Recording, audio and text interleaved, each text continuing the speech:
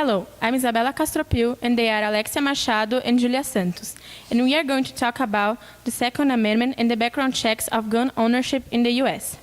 Firearms kill more than 30,000 people each year in the U.S. Hillary Clinton, who was competing for the post of President of the United States, has an idea for the Second Amendment of the Constitution, which allows people to bear arms. This new idea involves comprehensive background checks that provide complete information about a gun owner and indicates if he is eligible for gun ownership. Hillary Clinton has proposed these measures with the intention of keeping guns away from domestic abusers, other violent criminals, and the severely mentally ill. One of Hillary Clinton's intentions with these background checks is to keep guns and any firearms away from domestic abusers. The cases involving women and children that have been abused by a partner or a family member are concerning in the U.S., and almost all of them involves improper gun portage by the abuser, which risks even more the victim's life.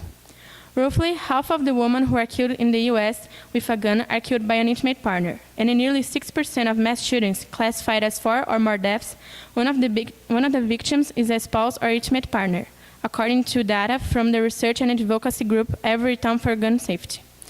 John S. Mayer, the legal director of the Domestic Violence Legal Empowerment Appeals Project, said that there was nothing more important than removing firearms from people who are known to have abused a family member, and that is exactly what the background checks are going to do.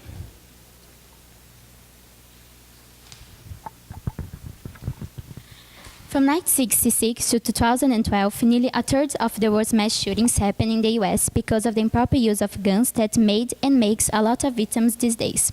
It allows violent crimes to happen, including the one in Orlando, that's the worst mass shooting in the U.S. history, when a gunman opened fire at a gay nightclub, killing 50 people. However, the United States shootings are different from the rest of the world. For example, in more than half of the American cases had more than one firearm, when in global incidents they have only one gun. This happens because in the US, they sell guns to anybody and don't investigate their past or check if they have some form of mental disability, which puts society and themselves in danger. If Hillary's idea of expanded background checks became a reality, it could prevent people who should not use guns to have access to them. The Parliament considering most restrictive gun laws make a difference, like the example of Australia, that after 4 mass shootings in a brief period of time, the Parliament passed strict gun laws, and because of it, they hasn't had a mass shooting since.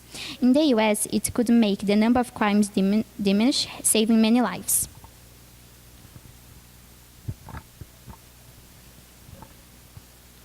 According to the Science News, in 2030, 32,636 people died from gun injuries in the US.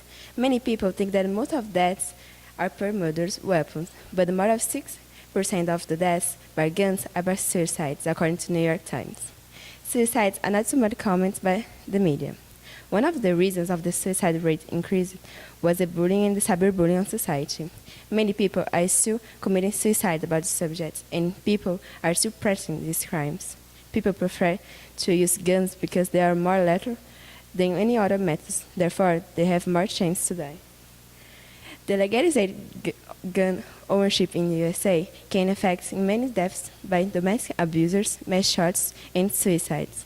The Second Amendment of the Constitution allows any man or woman to bear arms, so Americans risk their lives every day at home, school, work, or any public places.